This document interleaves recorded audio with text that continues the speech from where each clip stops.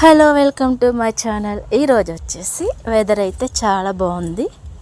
నేనైతే ఉల్లిపాయ పకోడీ వేద్దాం అనుకుంటున్నాను. ముందుగా కట్ చేసి పెట్టుకున్న ఉల్లిపాయలు, అందులో కొంచెం కారం, కొంచెం సాల్ట్, ఒక స్పూన్ అల్లం వెల్లుల్లి పేస్ట్ వేసుకుని బాగా మిక్స్ చేసుకోండి.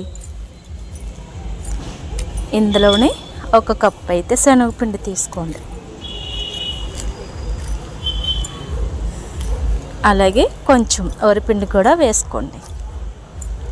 కానీ ఇందులో ఉల్లిపాయలు మాత్రం ఎక్కువగా ఉండేలా చూసుకోవాలి. అప్పుడే పకోడీ బాగుంటుంది. ఆయిల్ హీట్ అయ్యాక ఈ విధంగా పకోడీలా వేసుకోండి. ఇవి గోల్డెన్ కలర్ వచ్చేంత వరకు ఫ్రై చేసుకుంటే ఎంతో టేస్ట్ అయిన ఉల్లిపాయ పకోడీ రెడీ. మీకు నచ్చితే ట్రై చేసి చూడండి.